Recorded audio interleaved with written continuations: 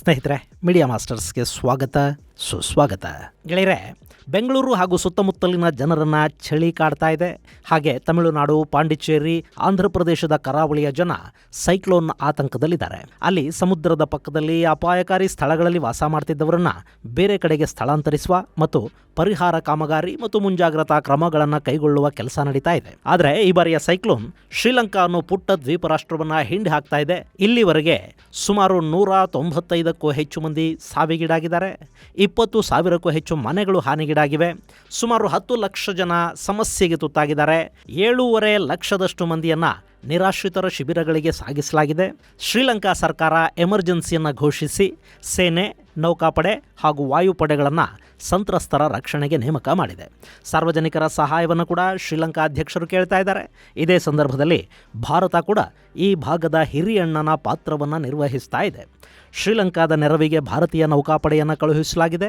ಅಲ್ಲಿ ಆಪರೇಷನ್ ಸಾಗರ ಬಂಧು ಮೂಲಕ ಸಂತ್ರಸ್ತರನ್ನು ಕಾಪಾಡುವುದರ ಜೊತೆಗೆ ಶ್ರೀಲಂಕಾಗೆ ಅಪಾರ ಪ್ರಮಾಣದ ಪರಿಹಾರ ಸಾಮಗ್ರಿಗಳನ್ನು ಕೂಡ ಕೊಟ್ಟು ಭಾರತ ಅವರ ಕೈ ಹಿಡಿತಾ ಇದೆ.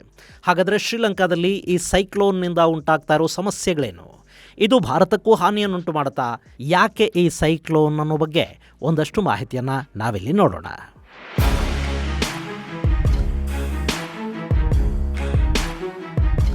ಗೆಳೆಯರೆ, ದಿತ್ವಾ ಶ್ರೀಲಂಕಾನ ತೋಯಿಸಿ ತೊಪ್ಪೆ ಮಾಡಿ ಬಿಸಾಕ್ತಾ ಇದೆ. ದಿತ್ವಾ ಅನ್ನೋದು ಈ ಬಾರಿ ಹಿಂದೂ ಮಹಾಸಾಗರದಲ್ಲಿ ಶ್ರೀಲಂಕಾ ಸಮೀಪ ಉಂಟಾಗಿರುವ ಸೈಕ್ಲೋನ್ನ ಹೆಸರು. ಸೈಕ್ಲೋನುಗಳಿಗೆ ಈ ಭಾಗದಲ್ಲಿನ ದೇಶಗಳು ಹೆಸರನ್ನು ಸೂಚಿಸುತ್ತವೆ ಅನ್ನೋದು ನಿಮಗೆ ಗೊತ್ತಿದೆ. ಈ ಬಾರಿ ನಡೀತಾ ಇರೋದು ಯಮನ್ನ ಸರದಿ. ಹೀಗಾಗಿ ಈ ದಿತ್ವಾ ಅನ್ನೋ ಹೆಸರನ್ನ ಇಟ್ಟಿರುವುದು ಯಮನ್. ಇಲ್ಲಿ ದಿತ್ವಾ ಅನ್ನೋ ಹೆಸರನ್ನ ದಿತ್ವಾ ಲಗೂನ್ ಅನ್ನೋದರಿಂದ ಇಡಲಾಗಿದೆ. ಇದು ಸಕೋತ್ರ ದ್ವೀಪಗಳ ಬಳಿ ಇರುವ ಸಣ್ಣ ಭೂಪ್ರದೇಶದ ಹೆಸರು. ನೀವಿಲ್ಲಿ ಮ್ಯಾಪಲ್ಲಿ ನೋಡ್ತಾ ಇದ್ದೀರಲ್ಲ, ಇದು ದಿತ್ವಾ ಲಗೂನ್. ಇದರ ಹೆಸರನ್ನ ಈ ಬಾರಿ ಯಮನ್ ಸೈಕ್ಲೋನಿಗೆ ಕೊಟ್ಟಿದೆ. ಹೀಗಾಗಿ ಸೈಕ್ಲೋನ್ ಅನ್ನ ದಿತ್ವಾ ಅಂತ ಕರೀತಾ ಇದ್ದಾರೆ. ಇನ್ನು ನವೆಂಬರ್ 26ನೇ ತಾರೀಕು 11:30 ಗಂಟೆಗೆ 46 ಕಿಲೋಮೀಟರ್ಗಳಷ್ಟು ವೇಗದಲ್ಲಿ ಶುರುವಾದ ಈ ಚಂಡಮಾರುತ ನಿಧಾನವಾಗಿ ತನ್ನ ವೇಗವನ್ನು ಹೆಚ್ಚು ಮಾಡಿಕೊಳ್ತಾ ಹೋಗಿದೆ. 27ನೇ ತಾರೀಕು ಸಂಜೆಯ ಹೊತ್ತಿಗೆ ಅದು ಗಂಟೆಗೆ 55 ಕಿಲೋಮೀಟರ್ಗಳಷ್ಟು ವೇಗ ಪಡ್ಕೊಳ್ತು. 27ರ ಬೆಳಗಿನ ಜಾವ 5:30 ಹೊತ್ತಿಗೆ ಅದು ಗಂಟೆಗೆ ಸುಮಾರು 55 ಕಿಲೋಮೀಟರ್ಗಳಷ್ಟು ವೇಗವನ್ನು ಹೆಚ್ಚು ಮಾಡಿಕೊಳ್ತು. 11:30ಯ ಸುಮಾರಿಗೆ 64 ಕಿಲೋಮೀಟರ್ಗಳಷ್ಟು ವೇಗವನ್ನು ಹೆಚ್ಚಿಸಿಕೊಂಡು ಸಂಜೆಯ ಹೊತ್ತಿಗೆ ಅದು ಶ್ರೀಲಂಕಾದ ಅರ್ಧ ಭಾಗವನ್ನು ತಲುಪಿತ್ತು. ಇನ್ನು 29ರ ಸಂಜೆಯ ವೇಳೆಗೆ ಶ್ರೀಲಂಕಾನ ಚಂಡಮಾರುತ ದಾಟಿದೆ. 64 ಕಿಲೋಮೀಟರ್ಗಳಷ್ಟು ವೇಗವನ್ನು ಅದು ಹೆಚ್ಚು ಮಾಡಿಕೊಂಡು ಭಾರತದ ಕಡೆಗೆ ಚಲನೆಯನ್ನು ಶುರು ಮಾಡಿದೆ. ಈಗಾಗಲೇ ಭಾರತದ ಪೂರ್ವ ಕರಾವಳಿಯನ್ನು ಚಂಡಮಾರುತ ಪ್ರವೇಶಿಸಿದ್ದು ಚೆನ್ನೈ, ಪುದುಚೇರಿ ಹಾಗೂ ಆಂಧ್ರ ಪ್ರದೇಶಗಳಲ್ಲಿ ಮಳೆಗೆ ಕಾರಣ ಆಗ್ತಾ ಇದೆ. ಇನ್ನು ಇದು ಶ್ರೀಲಂಕಾದಲ್ಲಿ ಭಾರಿ ಪ್ರಮಾಣದ ಅನಾಹುತಗಳಿಗೆ ಕಾರಣ ಆಗಿದೆ. ಅಲ್ಲಿ ತೀವ್ರ ಪ್ರಮಾಣದ ಮಳೆ, ಭೂಕುಸಿತಗಳು ಉಂಟಾಗಿವೆ. ರೈಲು ಹಾಗೂ ಬಸ್ ಸಂಪರ್ಕ ಸಾಧ್ಯ ಆಗ್ತಾ ಇಲ್ಲ. ಶ್ರೀಲಂಕಾದ ತುಂಬ ಪ್ರವಾಹಗಳಿಗೆ ಈ ಸೈಕ್ಲೋನ್ ಕಾರಣ ಆಗಿದೆ. ಸುಮಾರು 197 ಮಂದಿಯನ್ನ ಇದು ಬಲಿ ತಗೊಂಡಿದೆ. ಹಾಗೆ ಸಾಕಷ್ಟು ಆನೆಗಳು ಕೂಡ ಪ್ರವಾಹದಲ್ಲಿ ಕೊಚ್ಚಿ ಹೋಗಿವೆ ಅಂತ ಹೇಳ್ತಾ ಇದ್ದಾರೆ. ಗೆಳೆಯರೆ, ಈ ಪ್ರವಾಹದಲ್ಲಿ ಮನುಷ್ಯರು ಕಾಪಾಡುವುದು, ಹೆಲಿಕಾಪ್ಟರ್ಗಳಲ್ಲಿ ರೆಸ್ಕ್ಯೂ ಆಪರೇಷನ್ಗಳನ್ನ ಮಾಡುವುದು, NDRF ಕೆಲಸ ಮಾಡ್ತಾ ಇರುವುದು, ಈ ತರದ ಸಾಕಷ್ಟು ವಿಡಿಯೋಗಳು ಬರ್ತಾ ಇವೆ. ಆದರೆ ಮನಸ್ಸನ್ನು ಅತಿ ಹೆಚ್ಚು ಪ್ರಭಾವಿತಗೊಳಿಸುವ ಮತ್ತೊಂದು ವಿಡಿಯೋ ಕೂಡ ಓಡ್ತಾ ಇದೆ. ಅದರಲ್ಲಿ ಆನೆಯೊಂದು ಪ್ರವಾಹದಲ್ಲಿ ಮರವೊಂದಕ್ಕೆ ಹೊರಗೆ ನಿಂತಿರುವಾಗ ಆನೆಯ ಮೇಲೆ ಕುಳಿತ ಚಿರತೆ ಪ್ರವಾಹದಿಂದ ತನ್ನನ್ನು ತಾನು ಕಾಪಾಡಿಕೊಳ್ಳೋ ಪ್ರಯತ್ನವನ್ನು ಮಾಡ್ತಾ ಇದೆ. ಮತ್ತು ಆನೆ ಕೂಡ ಆ ಚಿರತೆಯನ್ನು ಕಾಪಾಡೋದ್ರಲ್ಲಿ ಯಾವ ಸಂಕೋಚವನ್ನು ತೋರ್ತಾ ಇಲ್ಲ. ಇಲ್ಲಿ ಈ ಪ್ರವಾಹ ಮನುಷ್ಯರಲ್ಲಿ ಮಾತ್ರ ಅಲ್ಲ, ಪ್ರಾಣಿಗಳಲ್ಲಿ ಕೂಡ ಇರುವ ಪರಸ್ಪರರನ್ನು ಕಾಪಾಡಿಕೊಳ್ಳುವ ಮನಸ್ಥಿತಿಯನ್ನು ತೋರಿಸ್ತಾ ಇದೆ. ಇನ್ನು ಶ್ರೀಲಂಕಾದ ಕೆಲಣಿ ನದಿ ತೀವ್ರ ಪ್ರವಾಹಕ್ಕೆ ತುತ್ತಾಗ್ತಾ ಇರೋದ್ರಿಂದ ಆ ಭಾಗದಲ್ಲಿ ಪರಿಹಾರ ಕಾಮಗಾರಿಗಳನ್ನು ಮುಂದುವರಿಸೋದು ಕೂಡ ಕಷ್ಟ ಆಗ್ತಾ ಇದೆ. ಇನ್ನು ಸದ್ಯಕ್ಕೆ ಸೈಕ್ಲೋನ್ ಶ್ರೀಲಂಕಾದಿಂದ ಭಾರತದ ಕಡೆಗೆ ಬಂದಿರೋದ್ರಿಂದ ಲಂಕೆಯಲ್ಲಿ ಮಳೆಯ ಪ್ರಮಾಣ ಕಡಿಮೆ ಆಗಿದೆ. ಆದರೆ ಪ್ರವಾಹ ಹಾಗೂ ಅದರಿಂದ ಉಂಟಾದ ಹಾನಿಯಿಂದ ಚೇತರಿಸಿಕೊಳ್ಳೋದಕ್ಕೆ ಅವರಿಗಿನ್ನೂ ಸಾಕಷ್ಟು ಸಮಯ ಬೇಕಾಗುತ್ತೆ. ಹಾಗೆ ಪ್ರವಾಹ ಸಾಕಷ್ಟು ಕಡೆಗಳಲ್ಲಿ ಮುಂದುವರಿತಾ ಇದೆ. ಇಲ್ಲಿ ಕೂಡ ಲಂಕೆಯ ರಕ್ಷಣೆಗೆ ಕೆಲಸ ಮಾಡ್ತಾ ಇರೋದು ಭಾರತನೇ. ಗೆಳೆಯರೆ, ಅದು ಶ್ರೀಲಂಕಾ ಇರಲಿ, ಮಾಲ್ಡೀವ್ಸ್ ಇರಲಿ, ಮಾರಿಷಸ್ ಇರಲಿ, ಹಿಂದೂ ಮಹಾಸಾಗರದ ಸಾಗರದಲ್ಲಿನ ದ್ವೀಪ ರಾಷ್ಟ್ರಗಳು ಸಮಸ್ಯೆಗೀಡಾದಾಗಲೆಲ್ಲ ಅವರ ನೆರವಿಗೆ ಹೋಗಿ ನಿಲ್ಲೋದು ಭಾರತ. ಅವರು ನಮಗೆ ನಿಷ್ಠರಾಗಿರಲಿ, ಸ್ನೇಹಿತರಾಗಿರಲಿ ಅಥವಾ ಆಗಾಗ ನಿಷ್ಠೆಯನ್ನು ಬದಲಿಸ್ತಾ ಯಾರು ತುಂಡು ಬ್ರೆಡ್ ಹಾಕ್ತಾರೋ ಅವರ ಹಿಂದೆ ಆ ದೇಶಗಳ ನಾಯಕತ್ವಗಳು ಹೋಗಿ ಬಂದು ಮಾಡ್ತಾ ಇರಲಿ, ಭಾರತ ಮಾತ್ರ ಸಮಸ್ಯೆ ಶುರುವಾದ ಕೂಡಲೇ ಆ ದೇಶಗಳ ನೆರವಿಗೆ ಧಾವಿಸುತ್ತೆ. ಈಗ ಕೂಡ ಶ್ರೀಲಂಕಾದ ನೆರವಿಗೆ ಮೊದಲು ಹೋಗಿರೋದು ಭಾರತನೇ. ಅಫ್ಕೋರ್ಸ್ ಅವರಿಗೆ ಮುಂದೆ ದೇಶ ಕಟ್ಕೊಳ್ಳೋದಕ್ಕೆ ಸಾಕಷ್ಟು ಹಣಕಾಸಿನ ನೆರವು ಬೇಕಾಗಬಹುದು. ಅದಕ್ಕಾಗಿ ಜಗತ್ತಿನ ಬೇರೆ ಬೇರೆ ದೇಶಗಳು ಮುಂದೆ ಸಹಾಯವನ್ನೂ ಮಾಡಬಹುದು. ಆದರೆ ಅಲ್ಲಿ ಪ್ರವಾಹದಲ್ಲಿ ಕೊಚ್ಚಿ ಹೋಗ್ತಾ ಇದ್ದವರನ್ನು, ಪ್ರವಾಹದಲ್ಲಿ ಎಲ್ಲ ಕಳ್ಕೊಂಡು ಜೀವ ಮಾತ್ರ ಉಳಿಸಿಕೊಂಡು ಬಂದವರನ್ನು ತಕ್ಷಣ ಕಾಪಾಡೋ ಕೆಲಸವನ್ನು ಭಾರತ ಮಾಡ್ತಾ ಇದೆ. ಅದಕ್ಕಾಗಿ ಆಪರೇಷನ್ ಸಾಗರ ಬಂಧು ಅಲ್ಲಿ ಶುರುವಾಗಿದೆ.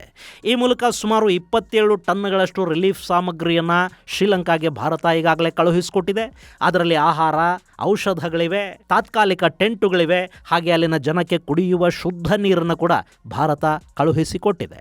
ಇದೆಲ್ಲವನ್ನು C-130 ಮತ್ತು IL-76 ವಿಮಾನಗಳ ಮೂಲಕ ಶ್ರೀಲಂಕಾಗೆ ತಲುಪಿಸಲಾಗಿದೆ. ಇನ್ನು 80 ಮಂದಿ NDRF ಸಿಬ್ಬಂದಿ ಹಾಗೂ ಚೇತಕ್ ಹೆಲಿಕಾಪ್ಟರ್ಗಳು, Mi-17 V5 ಹೆಲಿಕಾಪ್ಟರ್ಗಳನ್ನು ಕೂಡ ರಕ್ಷಣಾ ಕಾರ್ಯಾಚರಣೆಗೆ ನಿಯೋಜಿಸಲಾಗಿದೆ. ಇವು ಶ್ರೀಲಂಕಾದ ಸೇನಾಪಡೆಗಳ ಜೊತೆಗೂಡಿ ಕೆಲಸ ಮಾಡ್ತಾ ಇವೆ. ಹಾಗೆ ಮತ್ತಷ್ಟು ಪರಿಹಾರ ಸಾಮಗ್ರಿಗಳ ಜೊತೆಗೆ INS ಸುಕನ್ಯಾ ಕೂಡ ವಿಶಾಖಪಟ್ಟಣಂನಿಂದ ಶ್ರೀಲಂಕಾ ಕಡೆಗೆ ಹೋಗಿದೆ. ಹಾಗೆ ಅಲ್ಲಿ ಸಿಲುಕಿಕೊಂಡಿದ್ದ ಸುಮಾರು 170ಕ್ಕೂ ಹೆಚ್ಚು ಭಾರತೀಯರನ್ನು ಅಲ್ಲಿಂದ ಸುರಕ್ಷಿತವಾಗಿ ವಾಪಸ್ಸು ಕೂಡ ಕರೆತರುವ ಕೆಲಸವನ್ನು ಭಾರತ ಮಾಡಿದೆ. ಇನ್ನು ಈ ಸೈಕ್ಲೋನ್ ಅನ್ನೋದು ಯಾಕೆ ಮತ್ತು ಹೇಗೆ? ಗೆಳೆಯರೆ, ಸಾಮಾನ್ಯವಾಗಿ ಸಮುದ್ರದ ಮೇಲ್ಮೈಯಲ್ಲಿನ ನೀರಿನ ತಾಪಮಾನ ಹೆಚ್ಚಾಗೋದ್ರಿಂದ ಸೈಕ್ಲೋನ್ ಉಂಟಾಗುತ್ತೆ. ಇನ್ನು ಶ್ರೀಲಂಕಾಗೆ ಸೈಕ್ಲೋನುಗಳು ಹಾಗೂ ಅದರಿಂದ ಉಂಟಾಗೋ ಸಮಸ್ಯೆ ಇವ್ಯಾವು ಹೊಸವು ಕೂಡ ಅಲ್ಲ. ಅಲ್ಲಿ 1993ರ ಸೈಕ್ಲೋನ್ ಸುಮಾರು 100ಕ್ಕೂ ಹೆಚ್ಚು ಸಾವು ನೋವುಗಳಿಗೆ ಕಾರಣ ಆಗಿತ್ತು ಮತ್ತು ಭಾರಿ ಪ್ರಮಾಣದ ನಷ್ಟವನ್ನುಂಟು ಮಾಡಿತ್ತು. ಇನ್ನು 2016ರಲ್ಲುಂಟಾದ ಸೈಕ್ಲೋನನ್ನು ರೌನು ಅಂತ ಕರೆದ್ರು. ಆ ಸಂದರ್ಭದಲ್ಲುಂಟಾದ ಭಾರಿ ಮಳೆಯಿಂದ ಶ್ರೀಲಂಕಾದ ಪೂರ್ವ ತೀರಗಳಲ್ಲಿ ಭಾರಿ ಸಮಸ್ಯೆ ಉಂಟಾಯಿತು. ಭೂಕುಸಿತಗಳುಂಟಾದವು. ಸುಮಾರು 12 ಮಂದಿ ಸಾವಿಗೀಡಾದರು, 100ಕ್ಕೂ ಹೆಚ್ಚು ಮಂದಿ ಗಾಯಗೊಂಡರು, 50,000ಕ್ಕೂ ಹೆಚ್ಚು ಜನ ನಿರಾಶ್ರಿತರಾಗಬೇಕಾಗಿ ಬಂತು. ಕೊಲಂಬೋದಂಥ ನಗರದಲ್ಲಿ ಕೂಡ ಸಾರಿಗೆ ಸ್ಥಗಿತಗೊಂಡಿತ್ತು. ಇನ್ನು 2018ರಲ್ಲಿ ಸೈಕ್ಲೋನ್ ಗಜಾ ಉಂಟಾಯಿತು. ಆಗ ಪೂರ್ವ ಭಾಗದಲ್ಲಿ ವಿಪರೀತ ಪರಿಣಾಮಗಳುಂಟಾದವು. 10ಕ್ಕೂ ಹೆಚ್ಚು ಸಾವುಗಳುಂಟಾದವು. ಭಾರೀ ಪ್ರಮಾಣದ ಕೃಷಿ ನಷ್ಟವನ್ನು ಶ್ರೀಲಂಕಾ ನೋಡಬೇಕಾಗಿ ಬಂತು. ಇನ್ನು 2020ರಲ್ಲಿ ಬುರೇವಿ ಅನ್ನೋ ಸೈಕ್ಲೋನ್ ಉಂಟಾಯಿತು.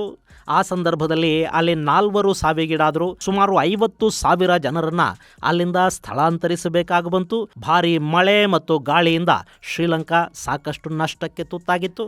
ಇನ್ನು ಈಗ ಉಂಟಾಗಿರೋ ದಿತ್ವಾ ಕೂಡ ದೊಡ್ಡ ಪ್ರಮಾಣದ ನಷ್ಟಕ್ಕೆ ಕಾರಣ ಆಗ್ತಾ ಇದೆ. ಹೀಗಾಗಿ ಶ್ರೀಲಂಕಾದ ಅಧ್ಯಕ್ಷ ಅನುರಾ ಕುಮಾರ ದಿಸ್ಸಾನಾಯ್ಕೆ ದೇಶದಲ್ಲಿ ತುರ್ತು ಪರಿಸ್ಥಿತಿಯನ್ನು ಘೋಷಣೆ ಮಾಡಿದ್ದಾರೆ. ಸಮುದಾಯದ ನೆರವನ್ನು ಕೂಡ ಅವರು ಬಯಸ್ತಾ ಇದ್ದಾರೆ. ಹಾಗೆ ಜಾಗತಿಕ ಸಮುದಾಯಗಳ ನೆರವನ್ನು ಕೂಡ ಶ್ರೀಲಂಕಾ ಈ ಸಂದರ್ಭದಲ್ಲಿ ಬಯಸ್ತಾ ಇದೆ. ಇನ್ನು ಗೆಳೆಯರೆ, ಹೀಗೆ ಶ್ರೀಲಂಕಾನ ಹೈರಾಣಾಗಿಸಿದ ದಿತ್ವಾ ಅಲ್ಲಿಂದ ಭಾರತದ ಕಡೆಗೆ ಸರಿದು ಬಂದಿದೆ. ಆದರೆ ಭಾರತಕ್ಕೆ ಬರೋ ಹೊತ್ತಿಗೆ ಅದರ ವೇಗ, ಅಬ್ಬರ ಎಲ್ಲ ಕೂಡ ಸ್ವಲ್ಪ ಮಟ್ಟಿಗೆ ಕಡಿಮೆ ಆದಂತೆ ಕಾಣ್ತಾ ಇವೆ. ಆದರೂ ಭಾರತದ ತಮಿಳುನಾಡು, ಪುದುಚೇರಿ ಮತ್ತು ಆಂಧ್ರ ಪ್ರದೇಶಗಳ ಕರಾವಳಿಯಲ್ಲಿ ಕಟ್ಟೆಚ್ಚರವನ್ನು ವಹಿಸಲಾಗಿದೆ. ತಮಿಳುನಾಡಿನ ಕರಾವಳಿಯಲ್ಲಿ ಸುಮಾರು 200 ಮಿಲಿಮೀಟರ್ಗಿಂತ ಹೆಚ್ಚು ಮಳೆ ಬೀಳುವ ಸಾಧ್ಯತೆ ಇದೆ ಅಂತ ಹೇಳ್ತಾ ಇದ್ದಾರೆ. ಗಾಳಿಯ ವೇಗ ಗಂಟೆಗೆ 50ರಿಂದ 60 ಕಿಲೋಮೀಟರ್ನಷ್ಟಿರುತ್ತೆ. ಈಗಾಗಲೇ ತಮಿಳುನಾಡಲ್ಲಿ ಕೂಡ ಈ ಮಳೆಯ ಕಾರಣಕ್ಕೆ 3 ಮಂದಿ ಸಾವಿಗೀಡಾಗಿದ್ದಾರೆ ಅನ್ನೋ ವರದಿಗಳು ಬರ್ತಾ ಇವೆ. ತಮಿಳುನಾಡಿನ ಕರಾವಳಿಯ ಜನರಿಗಾಗಿ ಸುಮಾರು 6,500ಕ್ಕೂ ಹೆಚ್ಚು ಸಹಾಯ ಶಿಬಿರಗಳನ್ನು ತೆರೆಯಲಾಗಿದೆ. ಸಾವಿರಾರು ಮಂದಿಯನ್ನು ಸ್ಥಳಾಂತರಿಸುವ ಕೆಲಸ ಕೂಡ ಅಲ್ಲಿ ದೊಡ್ಡ ಪ್ರಮಾಣದಲ್ಲಿ ಮಾಡಲಾಗ್ತಾ ಇದೆ ಅಂತ ಹೇಳ್ತಾ ಇದ್ದಾರೆ. ಕಾವೇರಿ ಡೆಲ್ಟಾ ಜಿಲ್ಲೆಗಳು ಅಂದರೆ ನಾಗಪಟ್ಟಣಂ, ತಂಜಾವೂರು, ತಿರುವರೂರು, ಹಾಗೆ ಚೆನ್ನೈ, ಕಡಲೂರು, ವೇದಾರಣ್ಯಂಗಳಲ್ಲಿ ಭಾರಿ ಮಳೆ ಆಗ್ತಾ ಇದೆ. ಇದೇ ಕಾರಣದಿಂದ ಚೆನ್ನೈ ವಿಮಾನ ನಿಲ್ದಾಣದಲ್ಲಿ ವಿಮಾನ ಸಂಚಾರ ಅಸ್ತವ್ಯಸ್ತಗೊಂಡಿದೆ. ರೈಲು ಹಾಗೂ ರಸ್ತೆ ಸಂಚಾರಕ್ಕೆ ಕೂಡ ತೀವ್ರ ಸಮಸ್ಯೆಗಳುಂಟಾಗ್ತಾ ಇವೆ. ಈ ಭಾಗದ ಶಾಲಾ ಕಾಲೇಜುಗಳಿಗೆ ರಜೆ ಕೊಡಲಾಗಿದೆ. NDRF ತಂಡಗಳನ್ನು ನಿಯೋಜನೆ ಮಾಡಿದ್ದಾರೆ. ಇನ್ನು ಪುದುಚೇರಿ ಮತ್ತು ಆಂಧ್ರ ಪ್ರದೇಶಗಳಲ್ಲಿ ಕೂಡ ಸಾಕಷ್ಟು ಎಚ್ಚರಿಕೆಯ ಕ್ರಮಗಳನ್ನು ಕೈಗೊಳ್ಳಲಾಗಿದೆ. ಅಲ್ಲೂ ರೆಡ್ ಅಲರ್ಟ್ ಅನ್ನು ಘೋಷಣೆ ಮಾಡಿದ್ದಾರೆ. ಇನ್ನು ತೆಲಂಗಾಣದ ಮೇಲೆ ಇದು ನೇರವಾಗಿ ಯಾವ ಪರಿಣಾಮವನ್ನು ಬೀರೋದಿಲ್ಲ. ಆದರೆ ಅಲ್ಲಿ ಕೂಡ ಒಂದಷ್ಟು ಮಳೆ ಆಗೋ ಸಾಧ್ಯತೆ ಇರೋದ್ರಿಂದ ಅಲ್ಲೂ ಯೆಲ್ಲೋ ಅಲರ್ಟ್ ಅನ್ನು ಘೋಷಣೆ ಮಾಡಲಾಗಿದೆ. ಇನ್ನು ಕರ್ನಾಟಕದ ಮೇಲೆ ಇದರ ಪರಿಣಾಮ ಅಂತ ನೋಡಿದರೆ ದಕ್ಷಿಣ ಒಳನಾಡಲ್ಲಿ ಒಂದಷ್ಟು ಮಳೆ ಆಗುತ್ತೆ ಅನ್ನೋ ಸೂಚನೆ ಇತ್ತು. ಹಾಗೆ ಬೆಂಗಳೂರು ಹಾಗೂ ಮತ್ತಿತರ ಕಡೆಗಳಲ್ಲಿ ತಾಪಮಾನ ಕುಸಿತ ಉಂಟಾಗಿದೆ. ಬೆಂಗಳೂರಂತೂ ಐಸ್ ಬಾಕ್ಸಲ್ಲಿಟ್ಟಂತೆ ನಡುಗೋದಿಕ್ಕೆ ಶುರು ಮಾಡಿದೆ. ಇನ್ನು ಈ ಸೈಕ್ಲೋನ್ ಚೆನ್ನೈ, ಪುದುಚೇರಿ ಆಂಧ್ರ ಸೇರಿದಂತೆ ಪೂರ್ವ ಕರಾವಳಿಯಲ್ಲಿ ಸುಮಾರು 1,000 ಕೋಟಿ ರೂಪಾಯಿಗಳಷ್ಟು ಆರ್ಥಿಕ ನಷ್ಟಕ್ಕೆ ಕಾರಣ ಆಗಬಹುದು ಅಂತ ಅಂದಾಜು ಮಾಡಲಾಗ್ತಾ ಇದೆ. ಆದರೂ ಸಾಕಷ್ಟು ಸಿದ್ಧತೆಗಳನ್ನು ಈಗಾಗಲೇ ಇಲ್ಲಿ ಮಾಡಿಕೊಂಡಿರೋದ್ರಿಂದ ನಷ್ಟದ ಪರಿಣಾಮ ಕಡಿಮೆಯಾಗೋ ಸಾಧ್ಯತೆಗಳು ಕೂಡ ಇವೆ. ಇದು ಗೆಳೆಯರೆ ಸೈಕ್ಲೋನ್ ದಿತ್ವಾ ಹಾಗೂ ಶ್ರೀಲಂಕಾ ಮತ್ತು ಭಾರತದ ಕರಾವಳಿಯ ಮೇಲೆ ಅದು ಮಾಡ್ತಾ ಇರೋ ದಾಳಿ ಮತ್ತು ಆಪರೇಷನ್ ಸಾಗರ ಬಂಧು ಹೆಸರಲ್ಲಿ ಸಂತ್ರಸ್ತ ಶ್ರೀಲಂಕಾಗೆ ಭಾರತ ಕೊಡ್ತಾ ಇರೋ ತುರ್ತು ನೆರವಿಗೆ ಸಂಬಂಧಪಟ್ಟ ಒಂದಷ್ಟು ಮಾಹಿತಿ. ಮುಂದಿನ ಸಂಚಿಕೆಯಲ್ಲಿ ಮತ್ತಷ್ಟು ವಿಶೇಷಗಳ ಜೊತೆ ಮತ್ತೆ ಭೇಟಿಯಾಗೋಣ. ಅಲ್ಲಿವರೆಗೆ ಜೈ ಹಿಂದ್, ಜೈ ಕರ್ನಾಟಕ.